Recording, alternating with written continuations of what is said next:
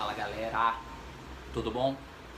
Meu nome é Guilherme, eu sou professor de História da Arte de vocês e hoje temos aqui uma missão interessantíssima que é trabalhar um pouquinho com arte indígena, mais especificamente com artes visuais indígenas, né? Que é um tema muito interessante, é um tema essencial, pelo menos desde 2008, né? Quando a Lei 11.465 tornou obrigatório o ensino de história e cultura afro-brasileira e indígena. Então, desde 2008, esse é um tema mais recorrente nas provas de vestibulares, no Enem, e eu não tenho dúvida nenhuma de que você aí que está estudando há algum tempo já viu algo sobre isso, está por dentro, conhece alguma coisa, então não vai ter dificuldade nenhuma de entender o que a gente tem aqui de fundamental para trabalhar, beleza? Primeiro, uma questão um pouco histórica, geográfica, né? A distribuição desses povos ela se dá pelo Brasil inteiro, né? Em todas as regiões, do sul ao norte do país, nós temos populações indígenas. Segundo o IBGE de 2010, segundo o censo, nós temos um conjunto que soma mais ou menos cerca de 240 povos indígenas no Brasil e 896 mil pessoas declararam-se indígenas, correto? Outra coisa que é fundamental também é que esses povos eles são marcados fundamentalmente pela diversidade cultural. Isso quer dizer o quê? Que são grupos diferentes, que se caracterizam por hábitos diferentes, apesar de alguns desses hábitos serem comuns, partilhados entre esses povos, e a gente conhecer eles muito bem, né? A cultura indígena ela tem uma função, ela tem uma participação importantíssima nos nossos hábitos brasileiros, como por exemplo a questão alimentar, né? Você que come uma mandioca, uma pimenta, entre uma banana, com certeza está participando de algo que é a domesticação, né? De uma série de plantas, de frutas nativas que foi realizada pelos índios, né? Além de uma série de procedimentos e de questões medicinais, né? O hábito do banho diário, a domesticação de determinados animais, né? Entre outras coisas que a gente pode destacar com mais detalhes em uma próxima oportunidade que vocês vão ter. Bom, vamos falar agora especificamente dessa ideia de arte visual indígena brasileira, gente. Vamos entender melhor isso? Por quê? Né? Por que arte visual? Porque quando a gente pensa a categoria de arte, quando a gente pensa o conceito de arte, nós temos uma série de possibilidades para entender esse campo. Então vamos colocar direitinho os pontos. Primeiramente, o conceito de arte é fundamental que a gente trate ele como algo que não tem uma definição absoluta, acabada, encerrada. Por quê? Porque a noção de arte sempre estará relacionada à ideia de expressão, que é basicamente essa relação entre a nossa imaginação e a manipulação, a transformação da matéria, da natureza, onde nossa cultura, onde nossa subjetividade se expressa no mundo, transforma o mundo.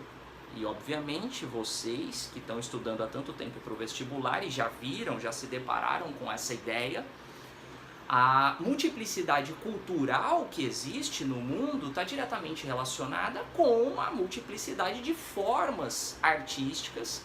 Então, quando a gente pensa em arte indígena, nós temos uma variedade de modos, primeiramente porque temos uma variedade de povos indígenas. Dentre as artes visuais nós podemos destacar o quê? Simples, vocês já conhecem isso. Nós temos a pintura, não é? A pintura rupestre, a pintura corporal, fundamentais, importantíssimas para as culturas indígenas. É assim que eles se preparam para os seus rituais, como a caça, por exemplo, como as danças que marcam determinadas datas na sua cultura, não é? Nós temos também a questão da escultura, da cerâmica. Nós temos a questão da plumagem, das artes plumárias. Com certeza vocês já devem ter visto um adereço muito importante, um objeto da cultura indígena muito importante, que é o cocar, né? Que normalmente é feito com penas de animais, de pássaros. É isso que a gente chama de arte plumária. E sem dúvida a dança, que já falamos aqui, que faz parte de inúmeros rituais da cultura indígena. Agora, vocês viram que eu falei aqui a ideia de ritual algumas vezes, e ela é muito importante para a gente fazer uma diferença essencial entre o que nós chamamos de, ou melhor, o que nós estamos familiarizados a chamar de arte na nossa cultura ocidental, que é uma prática, né, de expressão, de manipulação da matéria, mas que normalmente tem uma finalidade clara, tem um público, tem um preço, tem um lugar onde se manifesta, como uma galeria de arte, como a televisão, uma revista especializada em arte.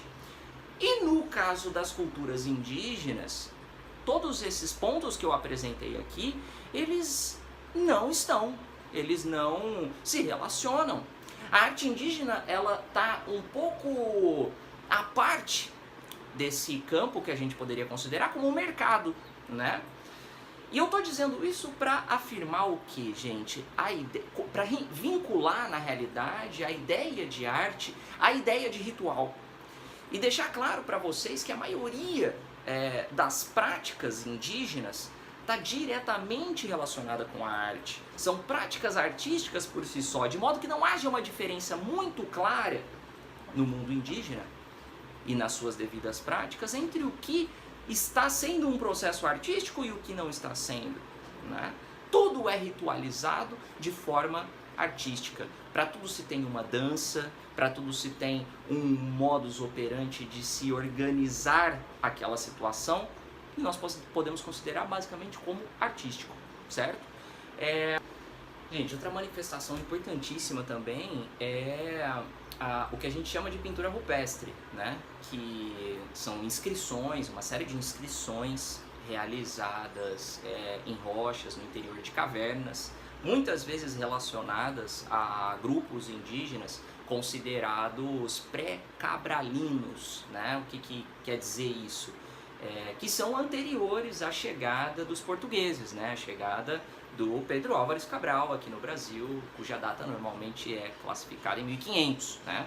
Bom, essa arte rupestre, ela apresenta uma série de elementos essenciais para os arqueólogos, para os historiadores, porque nos dão a possibilidade de mergulhar na imaginação e nas representações que organizam as culturas indígenas que deixaram seus vestígios por aqui.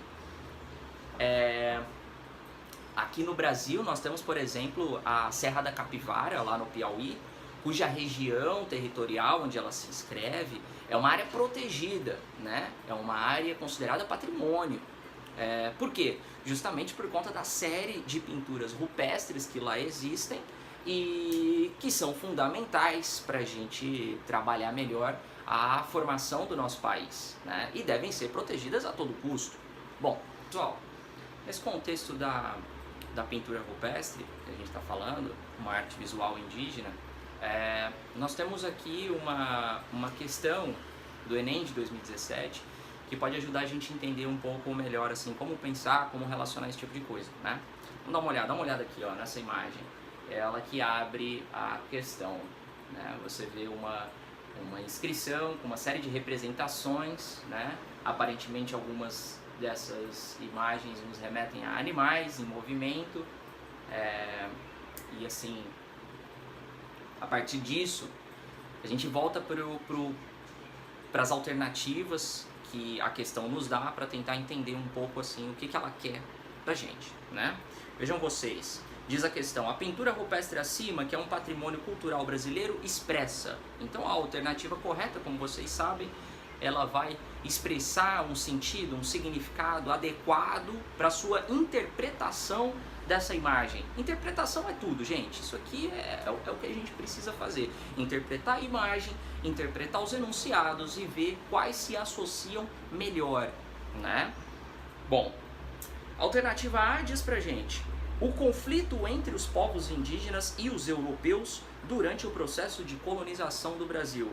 Bom, primeira coisa fundamental, a gente já tem uma informação muito interessante, que é o fato de que a maioria das pinturas rupestres como essa, principalmente essa localizada na Serra da Capivara, no Piauí, está diretamente relacionada com os povos indígenas pré-cabralinos, ou seja, que estão aqui antes da chegada dos portugueses. Então essa alternativa A ela é um pouco suspeita pra gente, mas vamos dar continuidade, né? A alternativa B diz: a organização social e política de um povo indígena e a hierarquia entre seus membros. Olha, pessoal, reparem, é muito difícil dizer que num golpe de vista interpretativo nós conseguimos encontrar essa série de detalhes que o enunciado coloca pra gente. Ou seja, muito difícil dizer que a organização social e política de um determinado povo indígena está manifesta clarissimamente nesse exercício, não é? Bom, a alternativa C diz pra gente assim, ó, aspectos da vida cotidiana de grupos que viveram durante a chamada pré-história do Brasil. Bom, tem um item aqui fundamental. Grupos que viveram durante a chamada pré-história do Brasil.